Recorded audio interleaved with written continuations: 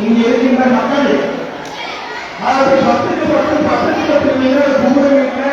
இன்னைக்கு நீங்க 10, 20, 30 வருஷமா 50 வருஷமா நீங்க இருக்கிறீங்க.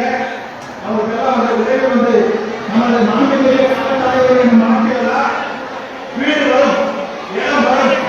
நீங்க ஒரு நிறைய மனசுக்குள்ளே இருக்கீங்க. அதனால நீங்க உங்களுக்கு நிறைய பேருக்கு கூற இருந்தது. அந்த வீட்டை வந்து காங்கிரஸ் இன்னைக்கு 10% மக்களுக்கு இன்னைக்கு வீடு கட்டி கொடுத்துருக்காங்க. மாற்றில வருடம் 10% 20% இந்த மக்களுக்கு திராவிட முன்னேற்ற கழக ஆட்சியில் தான் காங்கிரஸ் போய் கொடுக்க போறாங்க. இடம் இல்லாதவர்களுக்கு முழுமையாக கொடுப்பாங்கன்னு சொல்ல முடியாது, படிப்படியாக நிச்சயமாக கொடுப்பாங்க. 2026 மீண்டும் தலைவர்களோடு ஆட்சி மாற வேண்டும். மலர்களுக்கு இங்கே இருக்கிற தொழில்கள் அத்தனை ஒன்று சேர்ந்து கருப்போட்டில் இருக்க வேண்டும்.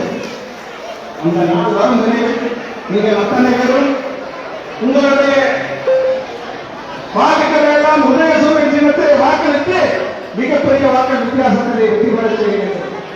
ஏன் என்று கேட்டால் கொரோனா காலத்தில் உங்களுக்கு நல்லா தெரியும், கொரோனா காலத்தில் உங்களுக்கு நல்லா தெரியும் திராவிட ஆட்சியில.